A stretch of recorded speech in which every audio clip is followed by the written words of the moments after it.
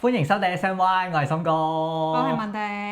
嗱，好多朋友仔咧都成日睇我哋節目咧，都會講關於一啲英國生活嘅嘢啦。咁但係我哋好少咧好完整去講英國社會鐵拳嘅事。咁啊，今日咧我哋就講英國社會鐵拳嘅嘢，因為咧呢個重錘打到喺我哋身上啦。如果大家仲未訂閱我哋嘅 channel，記得 subscribe 啦。嗱，如果有睇我哋之前嘅節目啦，我哋都有訪問過一啲身邊識嘅朋友咧，就係講關於電嘅問題啦。有一集咧，我哋訪問嗰個朋友仔咧，其實佢就有一個比較困難嘅經歷啦，就係佢租咗嗰間屋，當佢入住嘅時候咧，佢先發現間屋裡面咧原來係裝咗個 pay as you go 嘅 meter。嗱，即係簡單嚟講咧，就係佢要俾咗錢先有電用。仲要係好似八達通嘅形式，咁用下咧，你唔知幾時咧佢就會 cut 電㗎，又睇唔到度數㗎喎。咁佢搞咗好耐咧，佢先最終咧係可以轉翻一個正常嘅電力 plan 啦，同埋有 smart meter 啦。咁但係喺呢個過程裡面咧，佢係好痛苦嘅，因為嗰陣時咧係冬天嚟嘅。咁你諗下，冬天用下熱水佢 cut 咗電，咁你點搞啫？唉，嗰個我覺得係一個不幸嘅事件啦。咁另外我哋仲有一個 friend 咧，都係 pay as you go meter 嘅問題咧，困擾咗佢好耐嘅。咁佢咧又係租咗一間屋啦，入去先知係 pay as you go meter。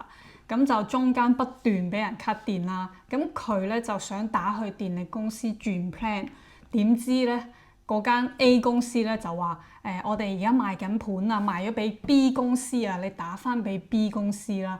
但係當佢打翻俾 B 公司嘅時候，佢就話：我哋個交易未完成啊，所以你張單仍然係屬於 A 公司嘅，所以我哋處理唔到。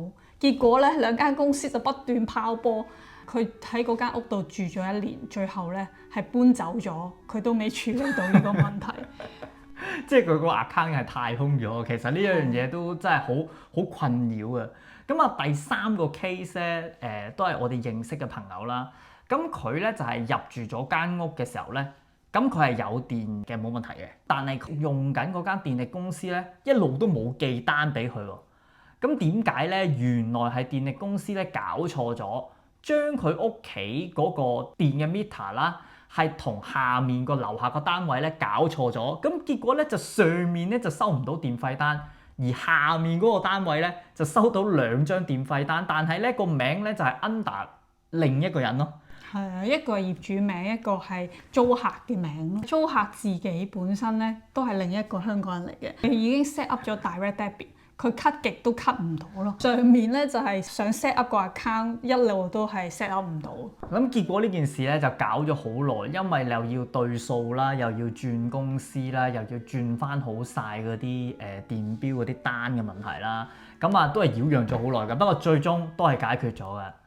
咁啊，另外第4個 friend 咧，咁佢又搬咗去新屋，咁但係因為佢新屋嗰度咧都係屬於比較舊嗰啲區啦，咁佢嗰個屋企咧就唔係 pay as you go meter，係好正常嘅，真係睇電錶。不過咧，嗰個電錶咧就唔喺屋裡面，係喺嗰啲樓下嗰啲地牢沙井嗰啲位嚟嘅。咁簡單嚟講咧，就係好難會打得開去睇到個電錶去報錶嘅。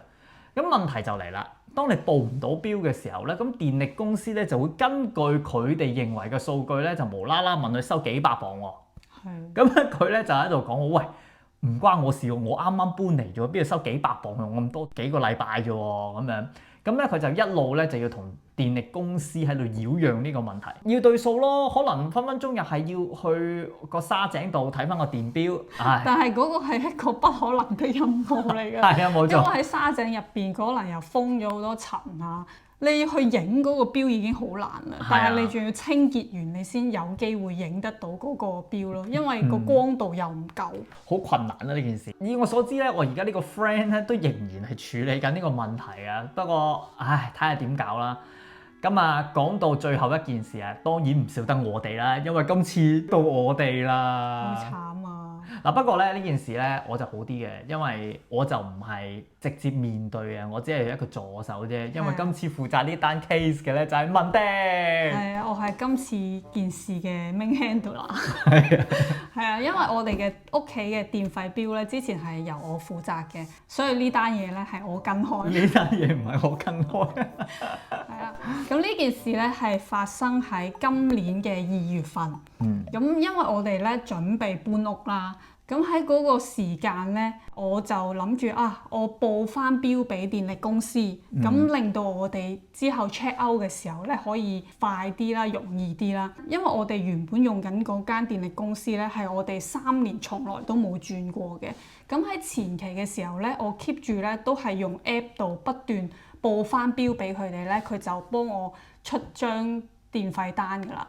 但係後期咧，佢啲 app 咧不斷 update 啦，update 完之後咧，我就喺個 app 度報唔到個 meter 啦，就變咗係轉咗另一個方式啦，就要用 email 係通過佢哋嘅 customer service 去報標。因為嗰個我哋喺個 apps 度咧一報標咧，佢就話 error，即係佢話佢嘅數據同我哋嗰個標嘅數據有好大嘅分別。因為 app 入邊顯示我哋嗰個標嘅讀數啦，不斷係高過我哋屋企本身 built in 嗰個 meter 嘅，所以咧我就用 email 去報標，咁佢就會幫我喺個 app 度更新翻，咁我出嚟嗰張單咧就啱翻㗎啦。但係咧，我2月份報嗰次標咧，報完之後，佢個同事咧就無啦啦 send 咗一張800幾磅嘅電費單俾我，佢係 update 咗我由2023年到2025年嘅標嘅 meter 嗰個讀數，令到我張單咧係無啦啦增加咗800幾磅，要我額外交多呢一筆錢啦。即係我當時第一個諗法係呢張單邊度嚟㗎，大佬？唔係，同埋一個問題就係我第一下咧，你講俾我聽嘅時候咧，我都覺得好奇怪嘅，因為我點樣用咁多電啊？係啊，因為喺嗰個過程咧，我報標俾佢咧，其實我係俾埋我哋屋企嗰個 meter 張相佢㗎。咁佢上面個讀數同佢俾我嗰張單嘅讀數係完全唔一樣㗎。咁變咗我就諗，咁我哋屋企嗰個標擺喺度係有咩意思啊？咁你話幾多就幾多啦，你出嗰張單寫嗰個數，我就要俾嗰個數。咁我屋企個 meter 完全係冇用㗎喎，因為咁樣啦，我就再 send 多咗一次嘅電郵俾電力公司嘅。咁我就對翻嗰張單同埋我哋屋企嘅 meter 俾佢對照，話我哋唔應該係呢一個讀數㗎，你應該要幫我改翻喎。點知佢第二日佢第2位同事咧就好快覆咗我啦。佢有一樣嘢令到我好嬲嘅，就係咧佢嘗試打電話俾我啦。咁佢打咗1-2秒咧，我就接咗 hello 咗，打咗招呼之後，佢就即刻 cut 咗我線。跟住佢個 email 度第一句咧就話我嘗試去同你哋溝通，但係咧你哋冇覆到我電話。哇！我嗰下睇完，我真係嬲咗，好嬲啊！你第一個同事改完我張單，你第2個同事用一個方式係扮 contact 我，但係事實上係冇同到我有任何嘅聯絡。然後咧，佢嘅回覆咧就好好笑啦。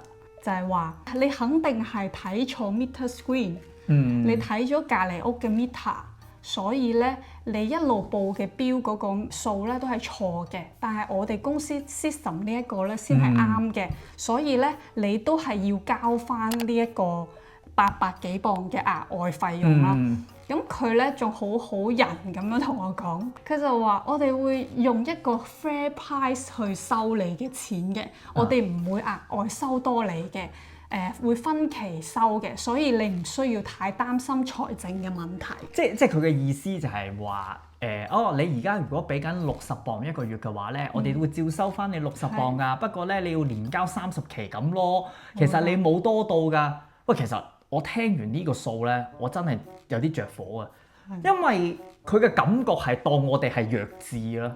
喂，大佬，我而家係有俾多到㗎嘛？你明唔明啊？因為你 lock 死咗我30期，事實上我只不過係嗰啲叫做咩啊？好似分期還款咁啫嘛，你唔好呃我啦，我識數學嘅大佬，你講俾我聽嘅時候我都好嬲嘅。第二樣嘢我都覺得好嬲嘅就係點解唔查證下個數先呢？咁快就肯定話，哎呀你哋睇錯標啊咁樣，因為睇錯標咧係有呢個可能嘅，咁但係問題係你係咪應該要核對下先呢？即係你冇可能第一樣嘢話你睇錯標嘅。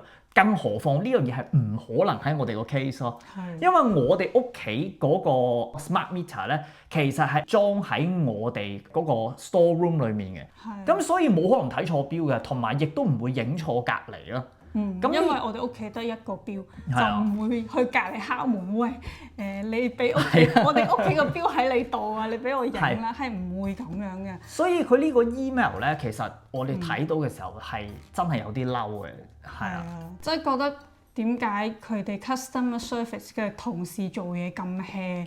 佢就係純粹係為咗完成嗰日嘅工作，覆咗你 email 啦，就當完成咗件事，完全係冇睇件事究竟係發生咩事，要點樣去處理咯。電力公司呢兩個同事都係冇正常去同我哋溝通去處理呢件事咯。所以我嗰下咧就會諗，唉。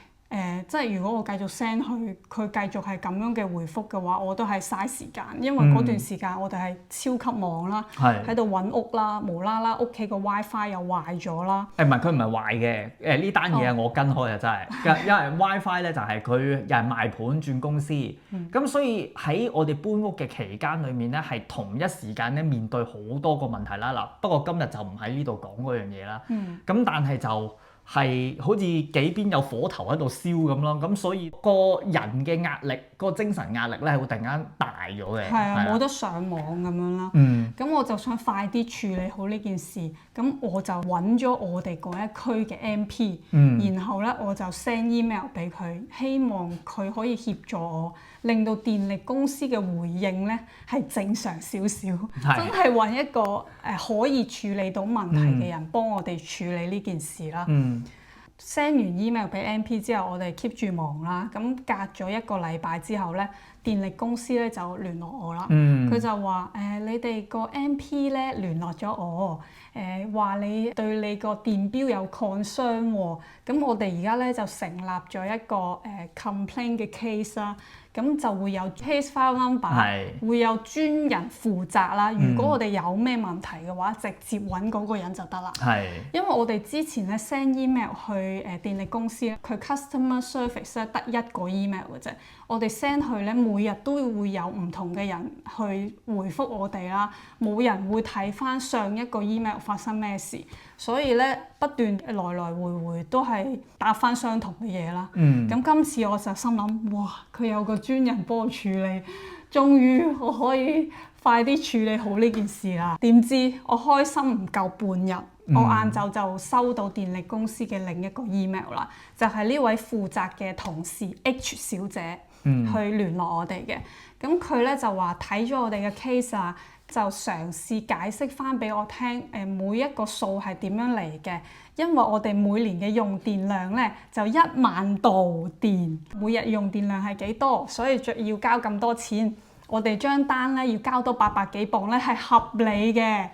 哇！嗰800幾磅佢仍然係唔放過我啊！即係我俾相佢同埋對翻佢出錯咗嗰張單，佢仍然係堅持佢哋嗰張單先係啱嘅讀數，我哋屋企嗰個係錯。我嗰下真係好無奈，即係我先唔講佢嗰800幾磅要我交多嘅電費啦。我懷疑佢翻工係有少少靈魂出竅咯，因為第一樣嘢。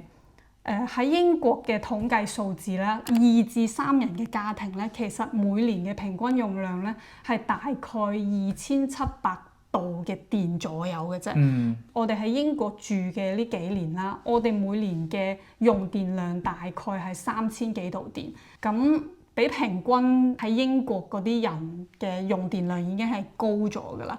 其實佢哋間公司咧都一定會有我哋第一年用電量嘅 record 嘅。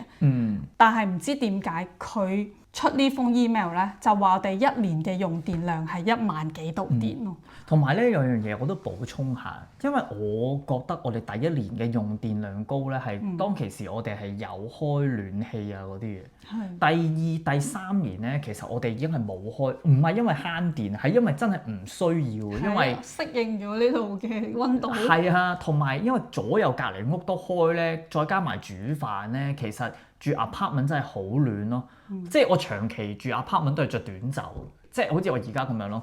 咁所以基本上我都冇開嗰個暖氣嘅啦。仲要係啊，其實第二年我哋係有離境到英國，大概係1個月左右嘅。所以咧個電費咧一定係會比第一年少啲嘅咯。同埋 boiler 咧，我哋本身咧係煲緊3個鐘嘅，變咗係個幾鐘咯。其實都係有轉變到一啲生活習慣。佢個 boiler 咧都要補充翻少少嘅，因為第一年咧我當其時咧係就咁着佢個機，跟住用完就閂咁樣嘅。咁但係嗰陣時因為有試過 boiler 咧有一次壞咗啦，有個 engineer 嗰啲嚟整啦。咁整完之後就同我講咧，你要 set 時間掣，就唔好再撳啦，因為咧佢話其實咁樣嘅話咧個耗電量又大，同埋咧係會易壞嘅。咁所以佢就教咗我用時間掣。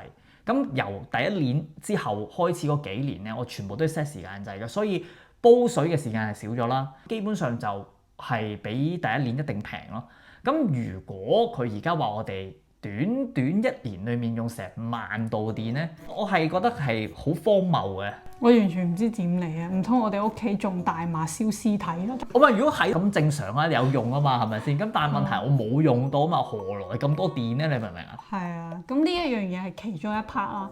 咁第二樣嘢咧，我就覺得佢哋係完全同同事之間零溝通嘅。係。因為咧，佢第一位覆我嘅 A 同事咧，即係出咗一張800幾磅嘅單俾我嗰位同事咧，佢將我張單21個月改咗個用量啦，改咗嗰個讀數啦，咁令到咧我哋21個月嘅用量咧係9000幾度電。咁佢第一位同事21個月9000幾度電，但係佢呢位專門跟進嘅 H 小姐，佢話我哋嘅用電量一年係萬幾度電。咁其實佢哋兩個嗰條數已經唔對啦。我唔知嗰啲數據喺邊度嚟，即係就算佢講俾我聽嘅時候，好啦，我當你公司裡面嘅內部系統嘅數據係有喺度啦，咁你 suppose 得一個數嘅啫，佢可能每個期佢自己有個 record 喺度，咁你點樣報，你點樣框嘅話，應該都係嗰個範圍嘅啫。係啊，即係你公司內部嘅數據，就算同我哋屋企嘅 meter 唔一樣啦，咁你哋公司嘅數據唔會係每個人睇嗰個數字都唔一樣噶嘛。Suppose 你哋兩個人睇嘅數據應該係一樣，而我哋屋企咧就同你唔同。咁樣先係我覺得合理嘅一個結果咯。但係事實上，電力公司今次同我哋嘅聯絡唔係咁樣咯。不過好彩，佢呢一個 email 咧喺最後咧都有做翻佢應該要做嘅嘢，就係問翻我，聽你哋個 MP 講咧，你哋 concern 嗰個 meter 嘅問題。咁所以咧，我而家同你對下個標個 number 究竟啱唔啱啦。我就冇同佢嘈上面嗰一堆嘅數字問題啦，因為我會覺得你最後如果改啱翻嗰個讀數嘅話，其實我張單都會變翻正常，我都唔需要同你拗話你哋睇錯啲咩啊，或者你哋內部嘅數據，你哋兩個人點樣錯？唔係，同埋仲有一樣嘢。起碼對翻咗個標嗰個 serial number 啱唔啱先？即係如果根本就唔啱嘅，咁其實上面都唔使拗啦，你錯啦，係咪先？咁呢個我覺得係好重要嘅。係啊，咁我俾咗我哋屋企嗰個 meter 嘅 serial number 佢，點知佢下一個 email 咧就覆我話我對咗嗰個 number 啦，嗰個標咧係啱嘅，亦都對到我哋個 system 嘅，係冇錯嘅。嗱咁啊奇怪啦，嗱如果個 serial number 啱。咁你屋企個電錶嗰個數據點解會同你嘅 system 唔同咧？嗱，呢個咧就係當其時我同 Mandy 喺度溝通過嘅問題，因為 suppose 嗰個 meter 收到嘅數據就係傳送翻去電力公司噶嘛，咁你一定要有個解説點解會唔一樣噶嘛？呢個位係啊，咁佢個解説方法咧就係話我啦。佢話：你個 meter 個數據究竟係邊度嚟㗎？佢仲喺度質問我，懷疑我做假數，懷疑我即係佢啦。但係其實我每一次影相，我哋嗰個 serial number 咧係好清楚咁樣寫咗喺我哋嗰張相上面。佢唔係嗰啲錶咧要去底度邊度抄嗰個 number 出嚟，佢係直接喺機面就已經有㗎啦。所以其實佢一對佢就會知道，其實我哋屋企個 meter 係冇錯，錯嘅係佢哋公司嘅數據。但係佢都係唔接受我呢一個講法，佢仍然喺度勸我話：好啦，Mandy，今次咧我好好㗎啦，我分60期俾你，你可以分60期還，你唔使每個月交多咗錢㗎。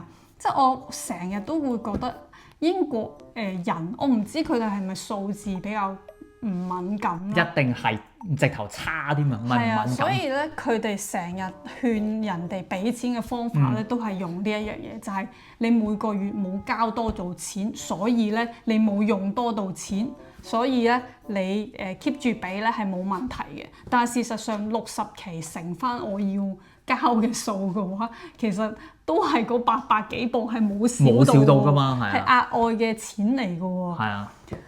唉，咁佢就喺呢一個過程不斷游説我俾錢啦，糾纏咗好耐啊呢個位。係啊，咁好彩啦，因為我哋嚟英國之前啦，都有聽聞過一啲電費單嘅問題，所以我哋一入屋嗰一下咧，我哋已經係做好晒所有嘅呢啲電錶嘅 record 啦。係啊，所以我就用嗰個電錶嘅 record 去同佢拗。就係其實佢個 app 頭一年咧啲數據都係冇錯嘅，亦都對到我哋屋企個錶嘅。咁俾晒啲相啊，所有嘅記錄佢啦。咁終於有一個轉捩點嘅位啦。佢 H 小姐就同我講啦：好啦，你俾你哋屋企5日嗰個錶嘅數據我，咁咧我就幫你改翻張單啦。嗰一段時間啦，我哋不斷係每日1、2個 email 咁來來回回啦。佢都開始係唔理我咁滯啦。最後要求我俾呢一樣嘢咧，我終於覺得希望佢今次真係幫我改啦。仲有一樣嘢，因為呢個問題出現咗嘅時候咧，我哋有日 mark 數。佢真係估唔到，佢 send 完呢個 email 之後咧，我哋就 send 翻嗰日嘅前5日嗰個數據俾佢。冇錯。係啊，就係呢個，我覺得係好關鍵嘅。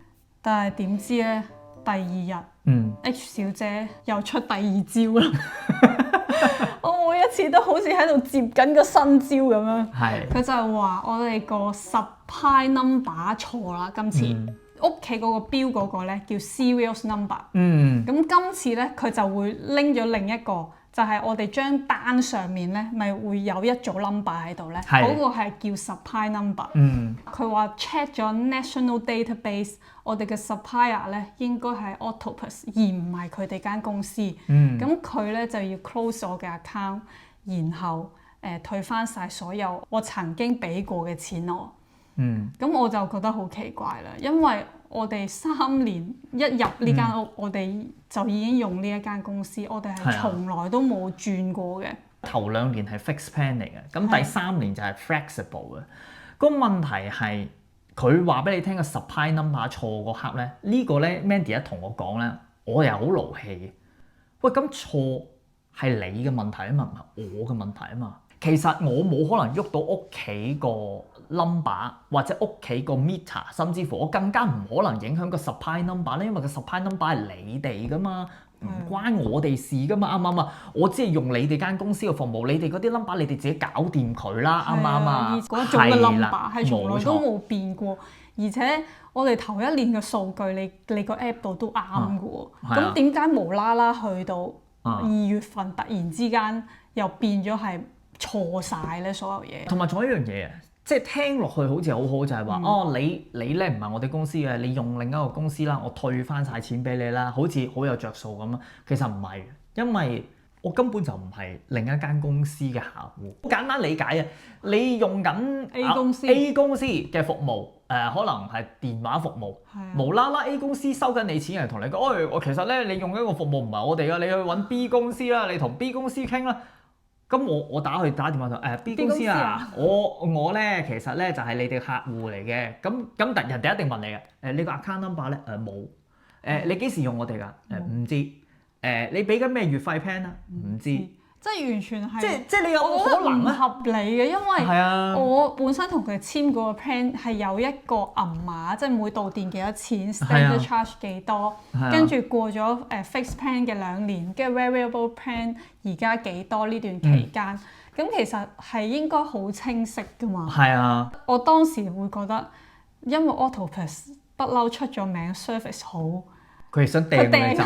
佢掟我過去，你哋慢慢拆掂佢啦。即係我呢邊咧就唔處理啦，當 close file 啦。係啊，咁所以咧，我哋就繼續根據佢俾我哋嘅資料咧，自己查下究竟係點樣處理啦。我係覆咗佢 email 先啦，我就話我哋從來呢3年咧係冇轉過任何嘅電力公司啦。而且咧，佢之前啲同事咧幫我即係 update 個 meter 咧，佢都係直接處理嘅，係從來冇話過我哋個標有啲咩問題啦。同埋佢有提出過話要 close 我哋個 account 啊嘛。咁我就問佢：咁你要 close 我哋 account，你個詳情安排係點樣啊？你幾時 close？退翻幾多錢俾我哋？因為我喺嗰一下咧已經覺得同佢哋呢間公司冇嘢傾啊。雖然話可能有伏，但係我同 Octopus 傾可能可以傾到其他嘢，可以處理到呢個問題。如果唔係咧，就繼續喺呢度糾纏落去啦。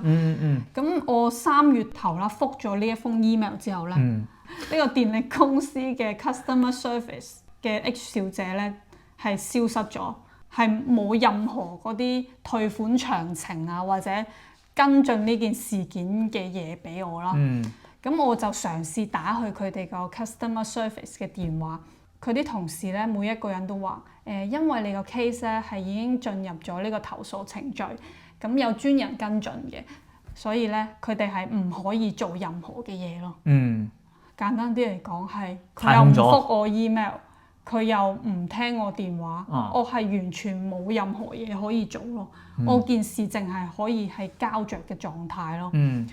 即係完全入咗一個黑洞啦。咁喺嗰下咧，我都有問我個 friend：喂，我係咪應該去報警啊？我應該告呢個電力公司詐騙，無啦啦要收我錢，但係咧即係俾一張唔屬於我哋嘅單我哋，但係佢就消失咗。跟住仲問咗一啲律師朋友，究竟可唔可以真係告呢間電力公司啊？可唔可以處理啊？但係佢話因為如果以電費單嘅銀碼嚟講，一個人嘅話咧就太少啦。即係就算我告完佢，我都未必可以攞到任何嘅着數，我反而俾多咗律師費咯。咁所以係唔 work 嘅呢一樣嘢。咁咧，我唯有再揾翻我哋嘅 MP 幫手啦。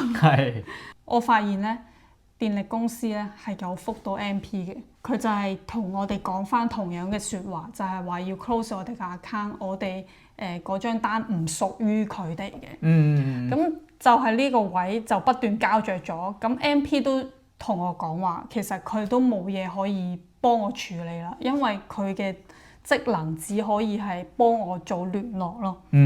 咁我根據 H 小姐最後俾我嘅電郵啦，就係叫 National Database 呢一個資訊，咁我就繼續自己去 check 落去啦。咁我咧首先咧就係打咗俾呢個 Citizen Advice。呢一個部門咧，其實係一個英國嘅慈善機構嚟嘅。咁佢咧就係可以幫市民處理好多日常生活發生嘅問題啦。咁其中一樣嘢佢可以幫到我哋嘅咧，就係處理我哋同電力公司有拗撬嗰啲問題，提供一啲有用嘅資訊俾我哋啦。咁我打俾佢哋，佢係俾咗3個資訊我嘅。第一樣嘢咧就係佢話電力公司咧只可以根據我哋屋企嘅 meter 去收錢，就算佢嘅內部數據同我哋屋企唔一樣，佢都需要跟翻我哋屋企 built in 嗰個 meter 去收嘅。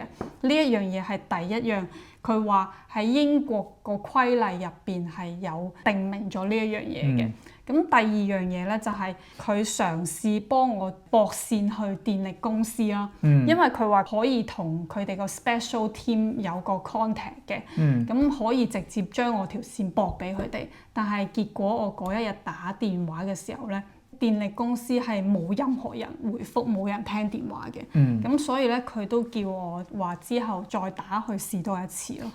咁第3樣嘢咧就係 National Database 我可以授權 Citizen Advice 幫我 check 我哋嘅 supplier 究竟係邊一間公司。咁佢幫我確認咗我哋嗰間公司咧就係原本呢一間嘅電力公司，係唔係 Octopus 嘅。我聽完嗰下，我真係覺得究竟 H 小姐係想玩乜嘢啊？究竟電力公司係想玩乜嘢啊？係啊。咁我就將呢一啲資訊咧同 MP 講翻啦。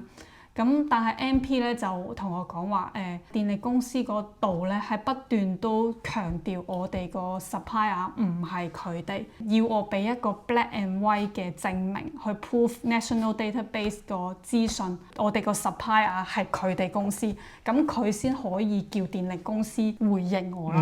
咁喺呢個膠着嘅狀態咧，我就再喺網上揾咗一啲資訊，點樣可以拎到嗰個 black and white 咧？我就研究咗，原來英國嘅電力公司咧有一個叫 operator， 佢係負責嗰一區嘅發電，然後咧佢係將嗰啲電賣俾我哋所謂嘅電力公司啦。我哋而家用緊例如 Octopus 嗰啲電力公司咧，再將啲電賣俾我哋。而 supply number 呢一樣嘢或者 supplier 係邊個咧？我哋係可以透過 operator 去問翻呢一啲資訊嘅。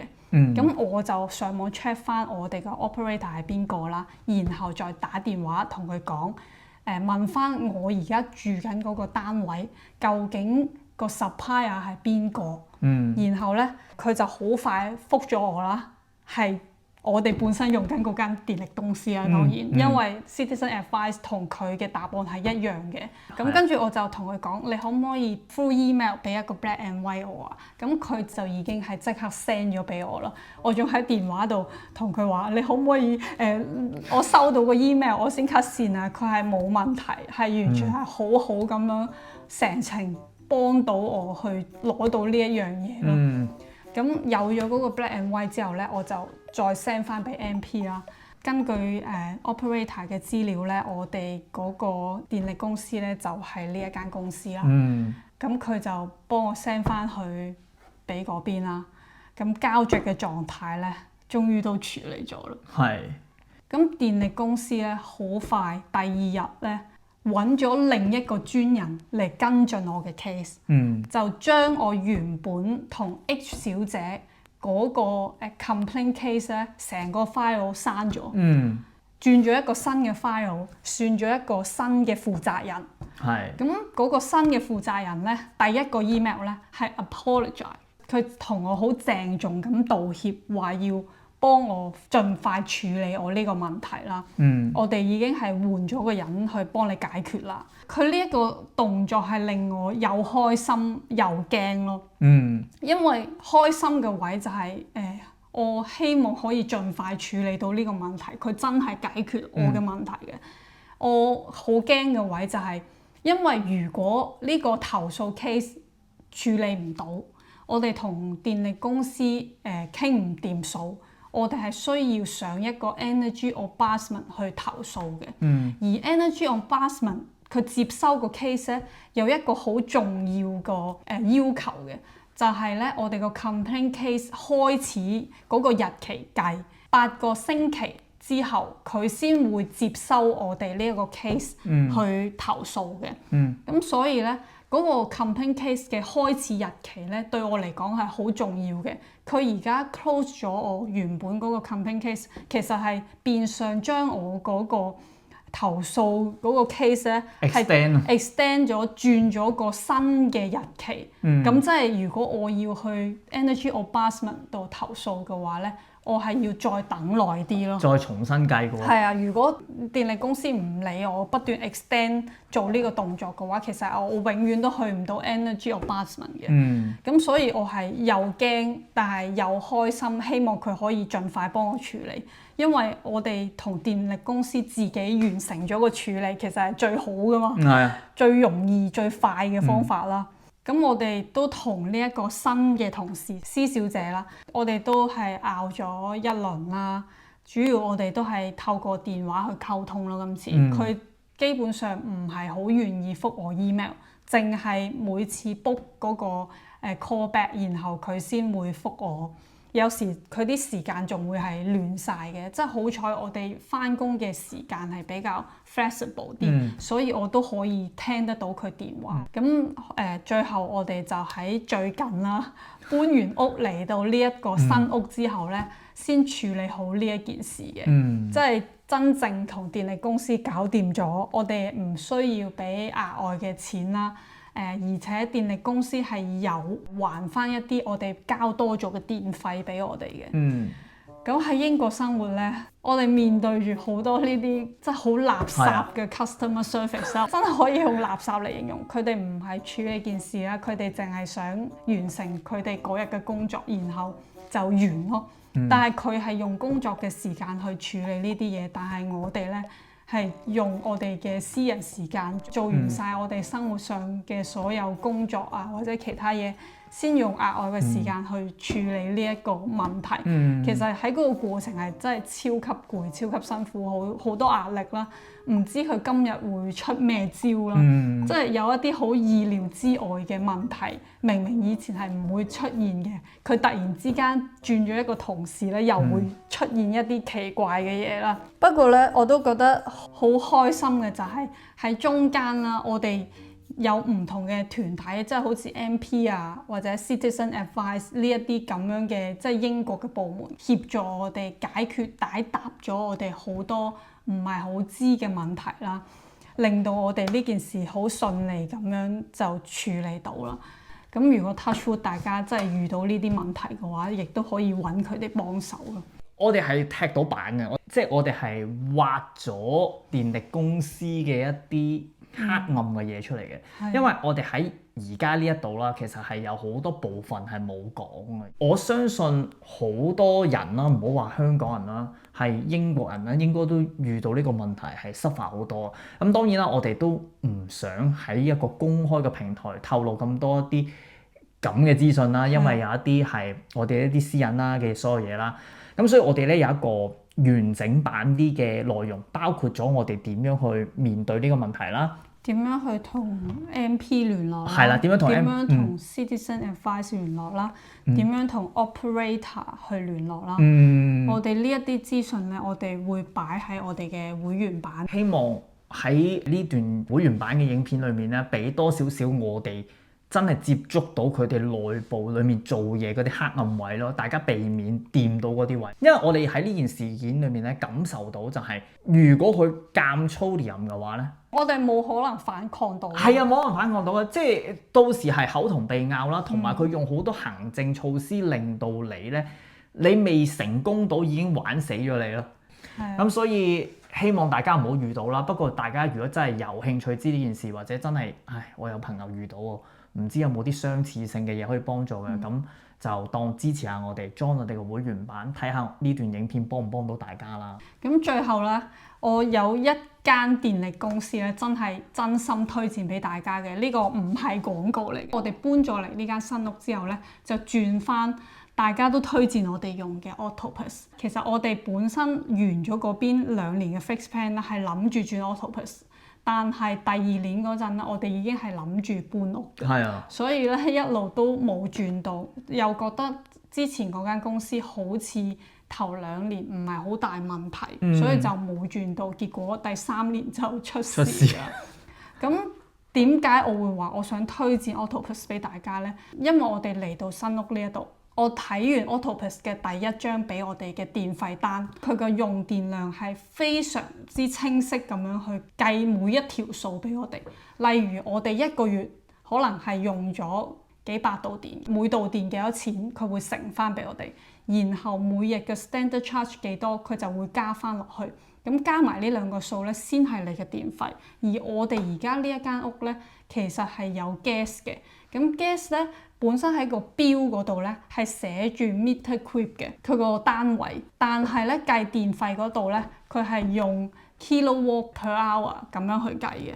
咁佢咧係會話翻俾我哋聽點樣用 meter cube 轉翻做 kilowatt per hour。咁佢所有嘅數都係超級清晰。然後你就會知道你成張單嗰個總數係點嚟嘅。因為我哋以前嗰一間電力公司咧，佢就係求其寫幾個 number， 然後咧你需要交幾多，其實我完全係唔會知道我中間嗰個電費嗰個計算係點樣嚟嘅咯。係。所以點解我會推薦 Octopus 俾大家咯？同埋我哋 so far 呢2年好多朋友用完之後啦，佢哋真係去揾佢哋嘅 customer service 都好快可以揾得到咯。所以如果大家真係想 join 英國嘅電力公司啦，或者要轉公司啦，可以用翻我哋下面嗰條推薦 link 啦。咁佢會有一個50磅嘅獎勵啦，就係你成功開戶。你同我都會有50磅作為獎勵咯，咁都好啊，起碼啲電費平咗啊嘛。係啊，咁希望呢一樣嘢都可以幫到大家啦。好啦，咁啊，最後咧就希望大家嚟緊喺你哋嘅人生上面啦，都順順利利啦。如果嚟英國生活嘅話咧，就大家就要放鬆啲啦，再 relax 啲啦。如果唔係嘅話咧，你遇到呢啲事件咧，你日日都會跳掣，日日都真係爆炸啦，真係。Be patient。係啊，be patient 啦。係啊，咁大家一齊加油啦。係啦，大家一齊加油啦。咁啊，下一集再同大家分享其他嘅嘢啦。下一集再見。拜拜，下次見。